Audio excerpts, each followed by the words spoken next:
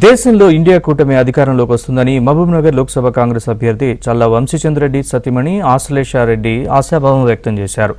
మహబూబ్నగర్లో ప్రచారం నిర్వహించిన కాంగ్రెస్ పార్టీ అధికారంలోకి రాగానే ప్రతి మహిళకు ₹1,00,000 ఆర్థిక సాయం అందిస్తామన్నారు. డబుల్ బెడ్రూమ్ ఇళ్ల పేరుతో బీఆర్ఎస్ ప్రభుత్వం మహిళల్ని మోసం చేసిందని ఆరోపించారు. మహిళల సమస్యలను తీర్చేందుకు తాను కృషి చేస్తానని ఆశ్లేషారెడ్డి హామీ ఇచ్చారు.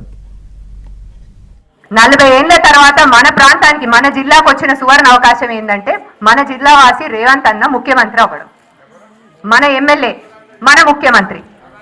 ఇప్పుడు రానున్న ఎంపీ ఎలక్షన్స్లల్లో గనక మళ్ళీ మనం చేయగుర్తు కోటేసి వంశన్నని గెలిపించుకున్నట్టయితే మనం రేవంత్ అన్న ఇక్కడ ఎన్నమన్న నాయకత్వాన్ని బలపరుస్తాం, రేవంత్ అన్న ఆత్మగౌరవాన్ని నిలబెట్టిన వాళ్ళం అవుతాం. అవునా కాదా అక్క? ఇన్నేళ్ల తర్వాత మనకు దేవుడి దయ వల్ల మనకి ఈ అవకాశం వచ్చింది. ఈ అవకాశాన్ని మనం సద్వినియోగం చేసుకుందామా వద్దా? చేసుకోవాలి కదా. చేసుకోవాలంటే వేరే వాళ్ళు వచ్చి చెప్పే మాటలు ఏవి కూడా మీరు చెవులో పడనీయకండి. ఇటు నుంచి వదిలేసేయండి. ఏదైనా కూడా మన కాంగ్రెస్ ప్రభుత్వం తప్పకుండా సంక్షేమ పథకాలన్నీ గడప గడపకి చేరుస్తుంది. మనందరికి మంచి జరిగేట్టుగానే పనిచేస్తుంది.